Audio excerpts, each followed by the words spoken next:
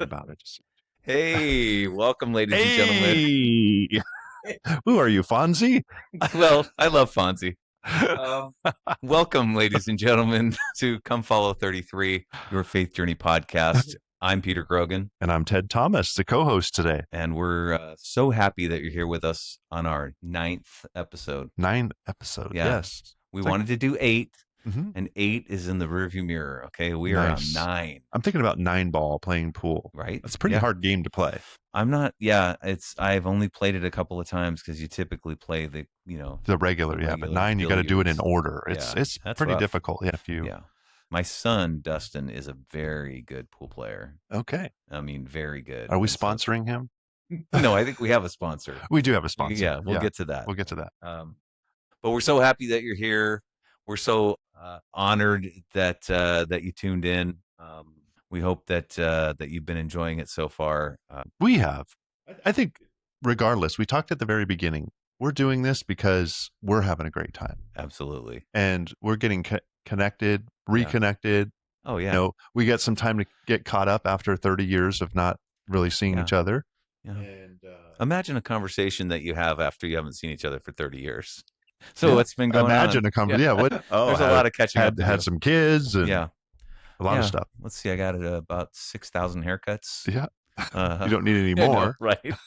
That wasn't a bald joke. No. Okay. And you know what? I'm allowed to make bald jokes. Okay. So. Am I? Yeah. Okay, I can make them too. Sort of. Yeah, to you. Almost. You can make bald jokes. Anyway, no more bald jokes. Unless you like them. Let us know in the comments. Hey, we love the bald jokes. Yeah, we love it. We love you guys are funny with your bald jokes.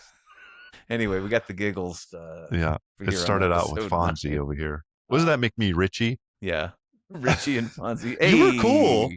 Remember, you were the cool guy, and Richie was the jock. Yeah. So there you go. I think Fonzie was kind of a bully, though, in a way. And I was kind of a bully. Well, so I wasn't. Yeah. What's that? I was nerd. I was more like Potsy.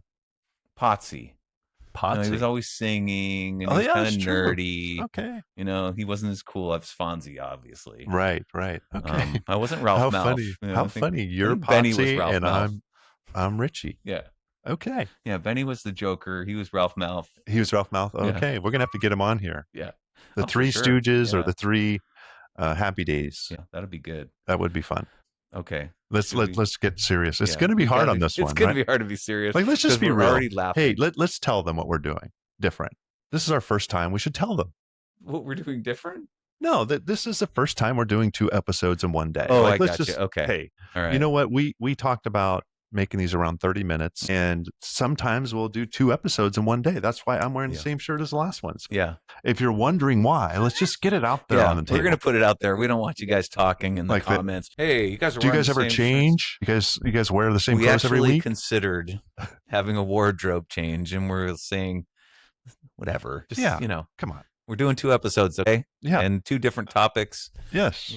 So this one's going to be better. Okay, good. Yeah. It was too much music. The first thing I want to talk about, because there's a disclaimer that I do need to say. Okay. And Peter's always told me, don't worry about it. He said, don't worry about it, guy. And I don't really worry about things. I let things go. Have different attitudes towards things. We definitely like this. do. Like Ted's probably a little more serious, even though he loves to have fun. I've never lost sleep over. I can't remember what I lose sleep over. But in the moment, I want to say something. And will you let me? Please. Okay. So a couple episodes ago, I mentioned this part of the Bible where it talks about the wisdom of man is foolishness to God. And I said it was in a proverb. I didn't have the chapter and verse. So I was like, where is that? I got to go back and find that. Mm-hmm. So I went back and I saw it's in 1 Corinthians 3:19. It's actually Paul is writing a letter to the Corinthians, and the Corinthians was a pretty corrupt church. They had a lot of different issues and problems. And the context a little bit more, I'm not going to get into the depth of it that much, but just even in general, people think that they have a lot of wisdom by themselves, right? Or I'm such a wise person, or I know. The context we use it about is sometimes people come up with solutions, or they come up with something by themselves and they never run it across anybody else, and they think it's the greatest thing. And it's because they're relying upon their own wisdom, right? And that's why God says man's wisdom is foolishness to God, right? Like God is the one that has all wisdom and gives wisdom. Right. And So that's where I just wanted to, my disclaimer is, hey, there will be times where I might, or we might give a scripture reference. And if we get it wrong and I see it, I'm just going to come back and own it. Like, hey, I don't know everything. I know I don't know a lot of things, but I might quote something and I want to be as accurate as I can be. And it's very honorable. Yeah. It is. Yeah. I'm going to go out on a limb and say that most of the quoting the scriptures is going to come from Ted at this point. Yeah. Eventually, it'll grow. But I'm just going to go out on a limb and say that's probably, It'll come so around. you'll be apologizing a lot more than me. What's that? I'll be apologizing. I need to apologize a lot more. Yeah. Well, that kind of, I mean, the reason why people might not know this, like I've been a Christian for almost 33 years, right. And you're starting your third year. Correct. So we're in different parts of our journey, right? Our spiritual journey is I've been around in leadership and reading the word, read the Bible multiple times, memorized scripture, still have a lot of memorizing to go. It's a continual process and you're learning it, right? You read things for the first time. Yeah. It's exciting. Yeah. And what I love about this is that when we talk about different things, it's getting a perspective. Yeah. Right. It's like I get a new perspective from you. Yep. You get a different perspective from me, and we both get a perspective on what God's word says. Right? I'm not pointing towards the rock there. You're just like there's a Bible there. Yeah.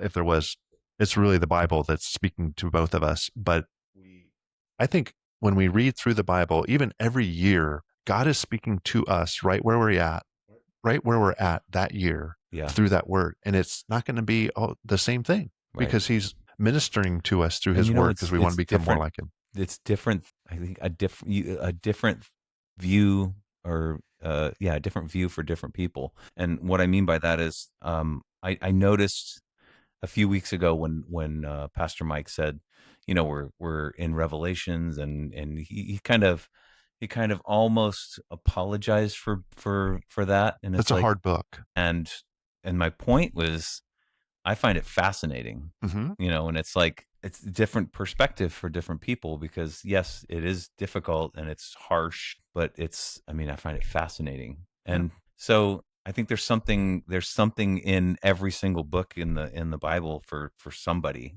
or maybe they have a different perspective on it. Yeah, I would say we want the full counsel of God. So we want all 66 books, right?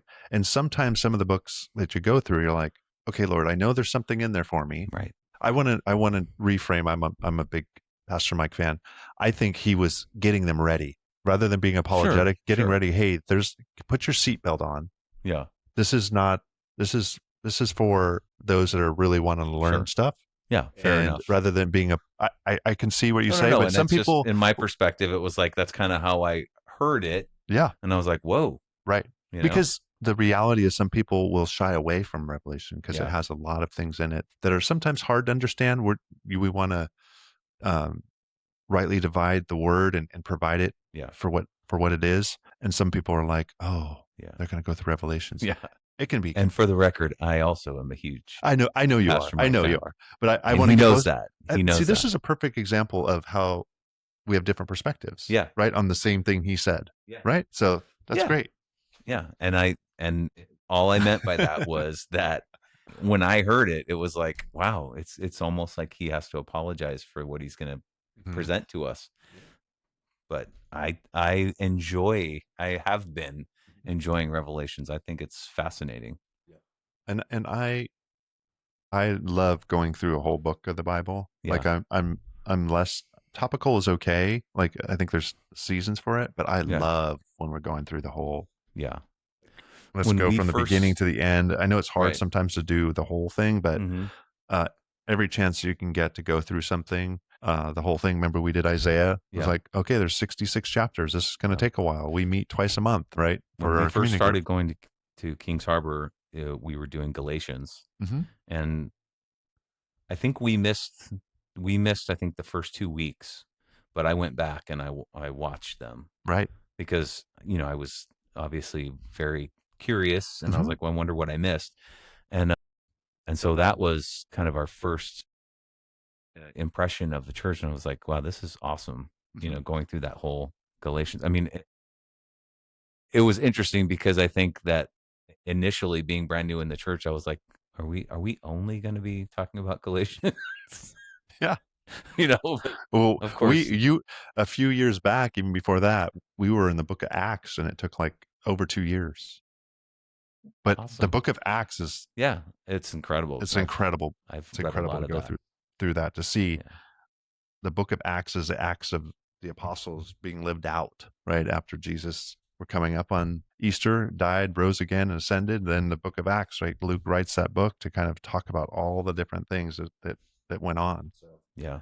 we are going to transition here. We talked a little bit. Hopefully, we are in Holy Week. We're not going to talk about Holy Week too much. We could have, Right. but I think we're going to talk about this. We just got through, not just got through, but probably some people. I think some people still have gotten COVID recently, right? So we're at I the think tail so. end of a pandemic, Right. but there's this epidemic called loneliness. Right. And I think the pandemic had something to do with it. Oh, of course. You know, we were required to be by ourselves for a long Yeah. time, but it's kind of something that's continuing. And I think it's important to talk about it because really with despite being more connected, people say that we are more connected because of maybe social media. There's this profound sense of isolation and people feeling lonely. Of course. All you have to do is look around and see everybody with their face in their phone. I mean, that's At the restaurant, every yeah. kid's got we went to the restaurant, each kid had their own iPad, Yeah. and it was just a single dad, which it was sad. Like, Yeah. this is your time to connect with your kids. Yeah. And I don't know if he was a single dad, but he was No, he was there alone by with himself, with right? his And kids. Yeah. It was both probably his kids had time with his their kids. own iPad Right. at the restaurant. Yeah. And same goes with people were at a restaurant and they're just waiting for their food and they're just two people looking at their phone, isolating themselves from the other person because whatever is on the screen is more important to Yeah. them at that moment. This could be a little cringy for some folks because I want to first confess I spend hours sometimes. Like I'm like if I watch Instagram and I find something, you get in that algorithm and something Yeah. funny and right then you're like, whoa, I just spent an hour Yeah. really disconnecting easy to because I'm do. calling it entertainment. They've made it easy to do. Right. And it's easy. It's entertaining. There's never a dull moment. Mm-hmm. But like you're saying, people are lonelier than ever because just like everything, I mean, you could put it in the same category as somebody who does nothing but drink. Somebody that does nothing but look at their iPad or their iPhone. Mm-hmm. It's like, this An is addiction, nice. right? Yeah. We call it a After a form of. while, you're just going, is this all there is? All Well, there the is. other thing, even I'll say it because it's they said it increases dopamine, Of course. which is like the thing that we crave, Right. right? Which keeps you wanting to scroll. Right. Yeah. And that's why you can't even turn your brain off. Like Right. it's like, okay, I've got to turn my brain off in order to go to sleep. So I think sometimes people have challenges even with that. They're watching. Yeah. And then how do they even sleep? Because it takes some time to like come down from that dopamine rush. Well, we're guilty of not being able to go to bed at night without the TV being on. I mean, Same with us. we have I it have to on. put on a timer. We fall asleep, but we never, ever go to bed and just, it's dark and quiet and we go to sleep. Right.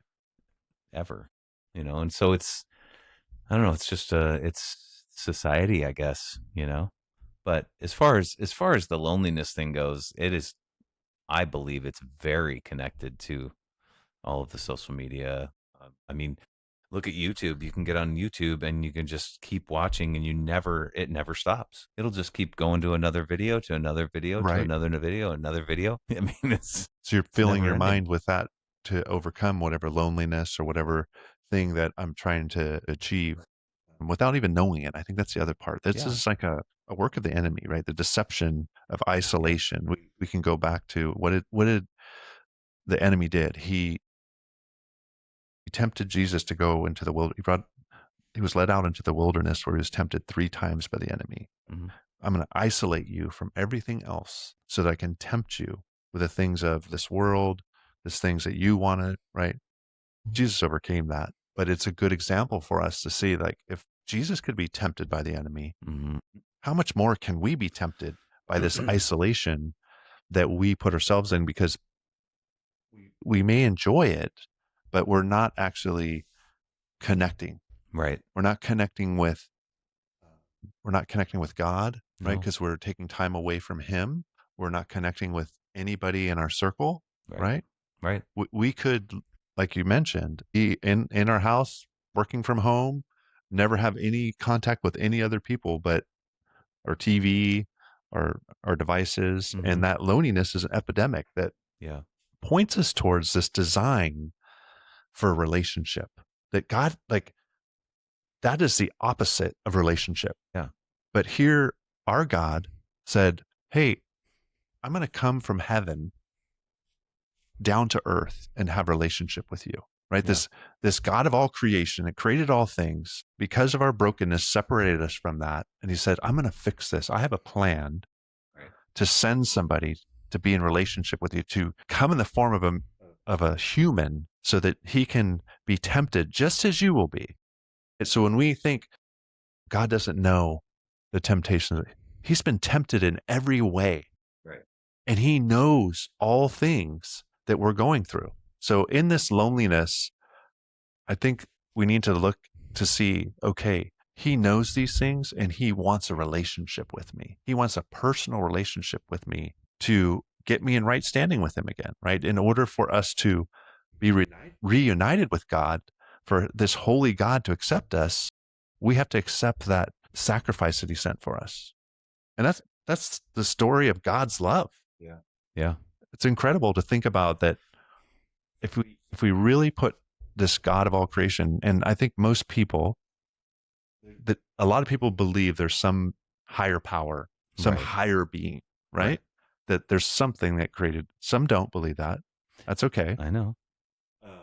But at some point, you might question, what if? We talked about this a couple times, like objectively, it's okay that you believe that there's not a higher being, but what if there was, right?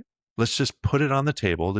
I'm not changing your belief system that there's not one, but if there was, and we start to look at creation, we start to look at all the different things, we say, maybe there could be a creator that had a design for all of this. Right.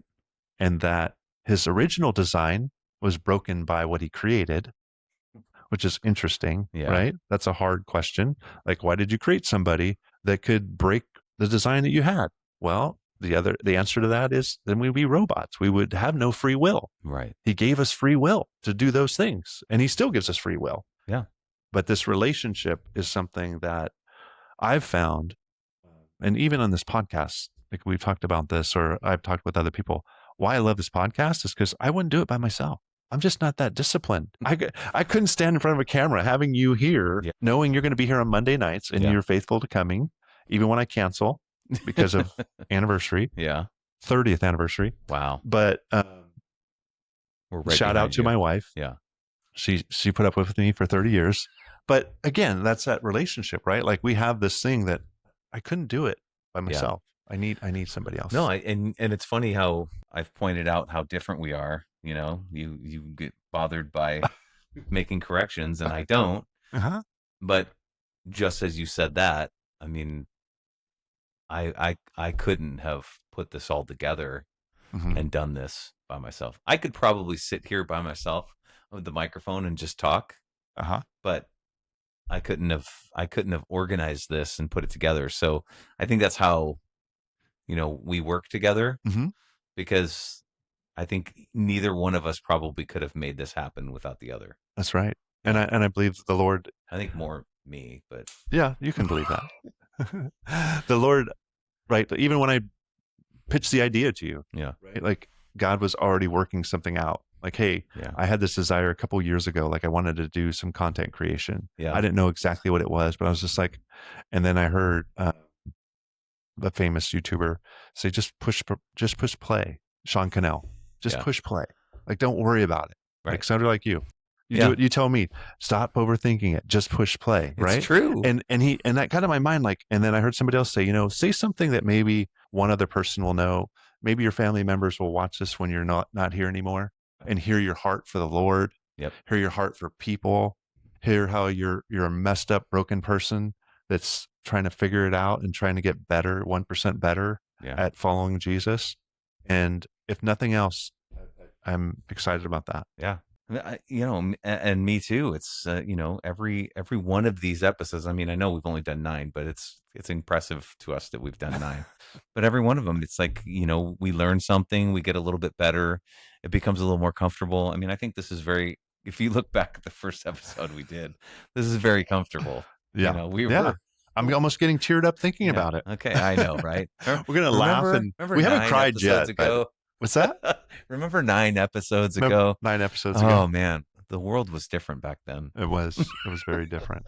But coming back to the loneliness, and I don't want to underplay, like kind of a disclaimer, right? Like people are going to listen to this and they may feel lonely. Sure. And we want to point them to, there's a God who loves you. Of course. He has a plan for you.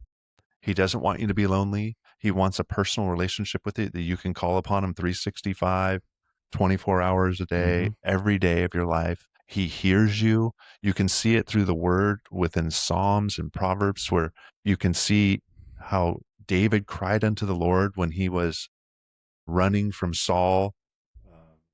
We had this retreat about he was fleeing from Saul and he went into this cave. I'm going to watch it, Multnomah. And then all these other guys who were desperate in spirit and they were in debt all came to him into this cave. All these guys that were like at their wits' end, right, fearing what might happen to them, right?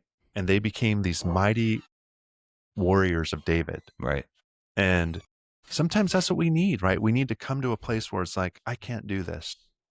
And that's where this going from loneliness and trying to figure everything out ourselves to maybe asking somebody else for help. Yeah. Calling upon God and saying, God, I don't know what's happening. I can't figure this out. Speak to me through your word. Speak to me through other people. Right. Right. Bring confirmation and build that relationship where it's not just you by yourself. Well, yeah. And I think nowadays, I mean, it's a battle. It really is a battle. You have to kind of fight your way through. Look, beginning of the show, we talked about social media and things. I mean, you got to battle a lot of that. You got to fight through that and, and find the word of God and ask for help. It's fine to ask for help, and you're going to need help because there's a lot of things to kind of swim through or battle through. That's one of the greatest parts about like community group and just the entire community at church is you can ask for help from anyone. Right. Anyone. I mean, what I've found is that it doesn't matter if you know them or don't know them. You can ask somebody for help. You can ask God for help. You can ask, I mean, there's no shame in asking for help. Right. And it really is rewarding. So it's kind of it's an equalizer, right? Like those who know what God's done for them know that other people have gone through maybe harder things than you have, right? Yeah. Or even if you've went through the depths of things, God is using that I've seen many times where some hard thing I went through, then God puts this other person that's going through that same thing. Right. And I can walk with them. Yeah. I can walk with them. We were watching The Chosen and seeing this playing out of Peter. There's a story about his wife having a miscarriage, and then Thomas, his fiance, gets killed, and knowing this loss of something that's like, why didn't Jesus step in and fix this, But he's there to help walk with him because he's felt the pain and suffering that somebody else has done. And when you find a good church, you should be able to walk up to somebody, hey, can you pray for me about this? And I think the biggest lie is that people think that they're going to burden somebody else. I mean, you can be a burden for other people, don't get me wrong, but the big lie is that you won't share it with somebody else and you'll carry that burden with you. Right. God says, cast your burdens upon me, for I care for you. Right? He says his yoke is easy, his burden is light. He wants you to give that burden to him. And sometimes sharing that with somebody else that can lift you up and pray for you. Mm-hmm. I've always told people, when I get the opportunity to pray for people, it is such a blessing for me. Sure. Even though I'm going to carry some of that burden with them because I hear it. It's a blessing for me that they would open up and they would share something so intimate. Right. that could only be done by the power of God. Right. Like Well, nobody's you going to also just, I know. mean, some people are really good at being open, Yeah. but men, not so much. Right. And not a lot of people are really good about being transparent about things that they need help with. And Yeah. that breaks down that isolation, that loneliness. Like Yeah. nobody else knows what I'm going through. Right. Now somebody does, and somebody's praying for me about it, and Yeah. they care about me, and they love me because of God's love for them, not because of anything good about them. It's because God loved them, and now they're getting this opportunity to love on them. Well, and they've been most likely been in that same vulnerable state. Yes. So I think that makes it, for both parties. I think it's a mutual feeling that you have. It's, I need your help and support, and then and I also, I can feel or sense that you've been in that same place, so you understand my experience. And I mean, I've run into numerous people like that at Kings Harbor. I mean, it's fantastic. I also want to just, sometimes there's things you hear, and you just need to listen. You're not going to fix it. You're not going to make it better. Right. You're just somebody who, it allows them to say what's happening. And sometimes you just need to say, that is really hard. I'm so sorry for you. Yeah. Yeah. I'm going to pray that God would meet you in this moment, not the words. Like that's the other part. I think sometimes people, I'm talking about, maybe you need to be a person who's open to carrying other people's burdens. Like maybe Right. you're like, I got my own stuff. I'm not going to, I don't want to hear anybody else's stuff. Right? Right. And maybe there's some opportunity for you to build relationship to say, God, use me. If it means all I am is a listening ear. Right. If Yeah. I don't have to have all the answers. I think there's this whole thing. I better give them the chapter and verse of where this fits, and I better fix them, and I better say the right words. Right? There's this whole, like, I need to be a seminarian. Yeah. In fact, you just need to be a listening ear and not try to fix it. Right? Because that's most of the time that's what people want. I think They want to just more be. times than not, that's what they're looking for. Is just an opportunity. There's something really therapeutic about being able to say something to somebody that is just going to listen and not judge you, and not, and not say, okay, here's what you need to do. Right. Yeah. Just to hear you, and then Be seen. Right. Yeah. Again, I see you. I see you're in pain. I see you're suffering, and I'm going to pray for you this week. Yeah. And I'm going to see you next week, and I'm going to connect back with you, and I'm going to say, hey, how are you doing? How are you walking through this? And that's all enough. people want to hear sometimes. They just want to know that that somebody hears them, that somebody's going to reassure them that God is there for them, that they care enough, right, Yeah. to carry some of that burden that they have. Yeah. And I'm not to say, God does also give people a word of wisdom. Sure. There are times where, wow, this person said this, and I might even ask them, I want to hear you. Would you want me to, like, I think God's saying this to me. Do you want to hear that now? Or they might be like, no, I just need to tell somebody, right? Like maybe asking for permission if you feel that, because sometimes it can go both ways, right? Yeah. I came up here to kind of lay a burden, and you're trying to fix me.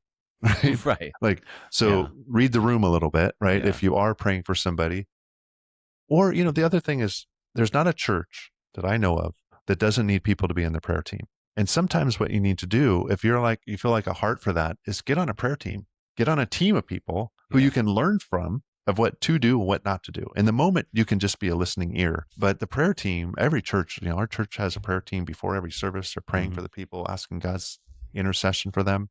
That might be a way for you to plug community again. Like, hey, I can be here and I can just listen. I'm a good listener, right? Right. Or maybe God's given you a word of wisdom. Or I shared with somebody we learned about.